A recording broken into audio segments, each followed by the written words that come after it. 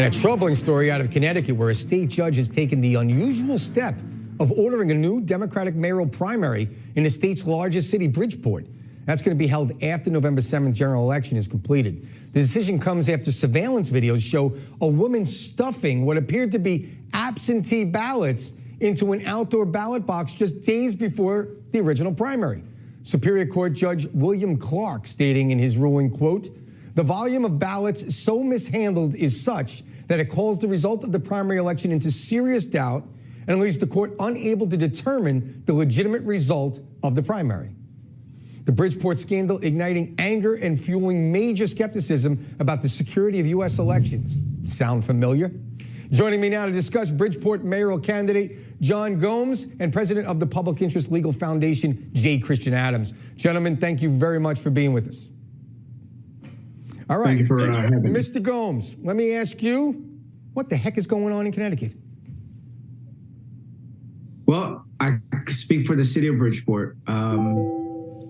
On September 12th, my candidacy won the primary election by a margin of 470 votes. Upon the closing of the polls in the night through absentee ballot, we became negative by 251. We were fortunate to come across evidence, as you are showing here, that showed illegal absentee ballot being stuffed in the ballot box. And through the court system, we were vindicated. It's unfortunate, but I'm glad to some aspect that the spotlight is being brought upon this, because there has been. It's just unbelievable. By the, I mean, it's the United States of America. Who would think this? You know, one of the things, you know, I want to ask you, Mr. Adams, how did these ballots get past the vetting process? Well, look, there is no vetting process when it comes to absentee ballot boxes. This is a problem nationwide. It's why you should have elections take place in a precinct with election supervisors watching the process. But look, this is not a new situation. Same thing happened in Paterson, New Jersey, where you had a primary election overturned in 2020 because of this push toward decentralizing the election. It's happened all over the country for years. The best way to run an election is to have it in a precinct. But Connecticut's about to make it worse. They have a referendum on the ballot next week to have no-fault absentee voting, so this is going to get even worse if that passes.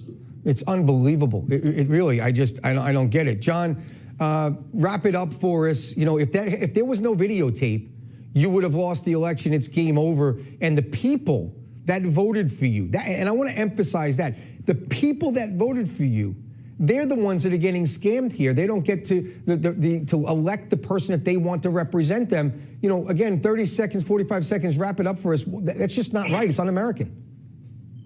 Well, we need a swift and quick action and support from the Secretary of the State all the way up to the governor's office, because Bridgeport has had a trend. It has a track record of history with absentee ballots impacting negatively the outcome of the election. We were fortunate this time to have this evidence to prove our case and hopefully to bring some integrity and some clarity to the voting process as we go forward now on November 7th, which I am now on the independent line and hopefully to become victorious. And I want to point out that hopefully with me winning on November 7th, then I take the seat on December 1st, because we will retract our case from the court system.